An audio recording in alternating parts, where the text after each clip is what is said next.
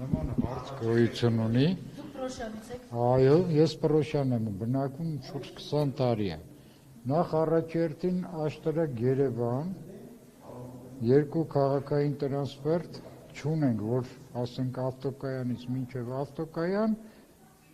գնա գա։ Դե ինչպես դուք էլ գիտեք, հայտնի է ձեզի, որ Պրոշյանը համարյա Եղվարդի չափ մի հատ տարածք է։ Նու խոշորացման այդ կարգի համայնքը, որ փոխվել է խոշորացման,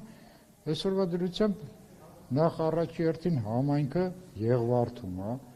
դատավարությունը գնում է Աբովյանում, մարզպետարանը Հրազդանում է, այս ժողովուրդը ինչով է թանկան, մի հատ քաղաք են ըտում, գույնը քաղաքից կարողանում են ինչ-որ մի ձևի օգտվել այլ տրանսպորտներին գումարներ տալով, հասնեն իրենց գործերը տանեն առաջ։ Հիմա այս խառնաշփոթությունը ինչի համար է։ Նախ առաջերտին պետք է մտածեն, առաջերտին աշտարակ Երևան խճուղի, ունենան ավտոկայանից ավտոկայան, դա երկուսն էլ քաղաք է, քաղաքային ավտոտրանսպորտի հարցը պետք է լուծվի։ Երկրորդը ամեն համայնքը, որ այսօր համայնք է համարվում,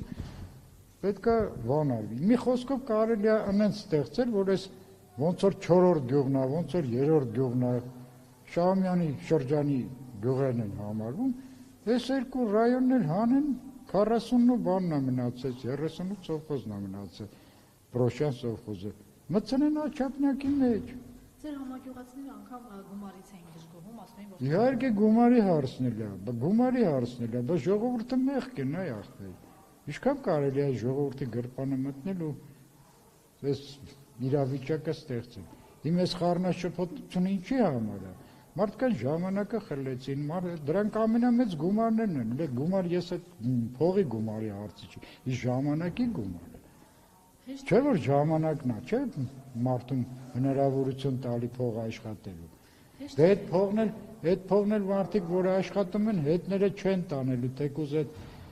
խառնաշփոթ ստեղծողները հետները չեն տանի, այնտեղ իրանց կարելի ասել, որ դագաղը գրպան չունի, էլի, որ հետները տանեն։ Այս ձեր բողոքը որտեղ չհասնի, ձեր հետագա քայլերը որոնք են լինելու։ Իմ հետագա քայլերը ես միշտ պայքարել եմ ու պայքարելու եմ։ Հանուն իմ ժողովրդի Եք դուրս գալու, փողոց եք փակելու այդ ձեր։ Չեմ փակելու, ես նման բաներով չեմ զբաղվելու։ Իմ պայքարը լինելու է օրինական ձևով իրավասությունը պահանջել ղեկավարությունից, այսինքն այսօրվա կառավարությունից։